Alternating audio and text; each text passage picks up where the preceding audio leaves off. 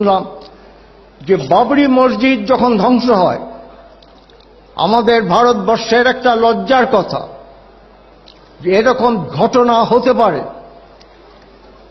এবং সেখানে 3 জন বড় বড় নেতা নেত্রী যারা পরে মন্ত্রী হয়েছিলেন, যাদের নামে এখনো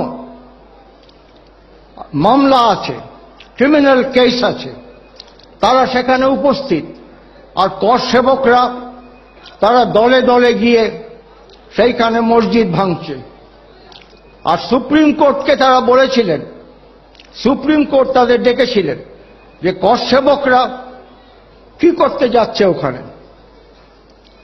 বাবরি মসজিদের ওখানে। তারা বলেছিলেন যে সেখানে ধর্মীয় গান গাইবেন, ধর্মীয় গান করতে যাচ্ছেন, কিন্তু ভেঙে গুড়িয়ে দিল। আর ওদের যিনি তখন মুখ্যমন্ত্রী ছিলেন,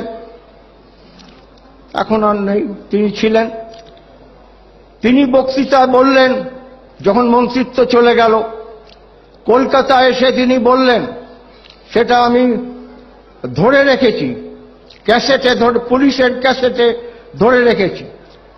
তিনি বললেন যে এটা একটা চমৎকার ঘটনা হয়েছে, হিন্দি ভাষায় বললেন যে এখন একটা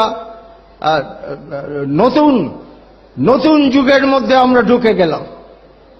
এই কর সেবকরা যা করলো, এটা নতুন যুগ শুরু হয়ে গেল।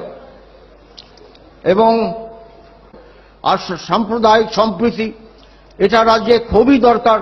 যেমন সাম্রাজ্যবাদের বিরুদ্ধে আমরা, তেমন আমরা চাই না আমেরিকার দাসত্ব, তেমন আমরা চাই না যে সম্প্রদায় বিভেদ হোক। এটা কখনো হতে পারে না। এটা ভারতবর্ষের সভ্যতা এই কথা বলে না, এই লক্ষ্য সেটার নেই। ওই বিভিন্নতার মধ্যে, বৈচিত্র্যের মধ্যে ঐক্য, এই কথাই রবীন্দ্রনাথ বলে গেছেন। তাই নিয়েই আমরা চলছি এবং আশা করি সেইভাবেই আমরা চালিয়ে যেতে পারব। এবং আপনারা এখানে যা